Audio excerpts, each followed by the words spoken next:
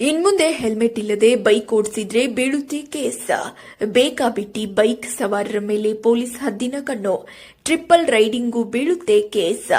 ನಿಮ್ಮ ಆಟಗಳೆಲ್ಲ ನೋಡ್ತಾ ಇವೆ ಸಿಸಿಟಿವಿ ಕಣ್ಣುಗಳು. ರಾಮದುರ್ಗದಲ್ಲಿ ಫಿಟ್ ಆಯಿತು ಸಿಸಿಟಿವಿ ವಿಜುವಲ್ಸ್.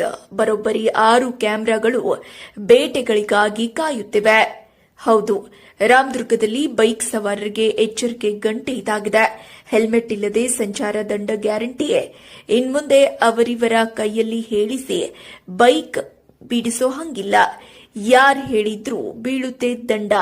ನಗರದಲ್ಲಿ ಬರೋಬ್ಬರಿ 6 ಸಿಸಿಟಿವಿ ಕ್ಯಾಮೆರಾ ಅಳವಡಿಕೆ ಮಾಡಲಾಗಿದೆ. ಹೆಲ್ಮೆಟ್ ಇಲ್ಲದೆ ಅಥವಾ ಟ್ರಿಪಲ್ ರೈಡಿಂಗ್ ಮಾಡಿದ್ರೆ ದಂಡ ಗ್ಯಾರಂಟಿ.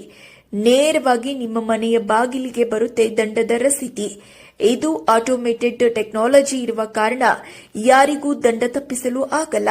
ಇನ್ಮುಂದೆ ಬೈಕ್ ಸವಾರರು ಹೆಲ್ಮೆಟ್ ಬಳಸಲೇಬೇಕಾಗುತ್ತದೆ.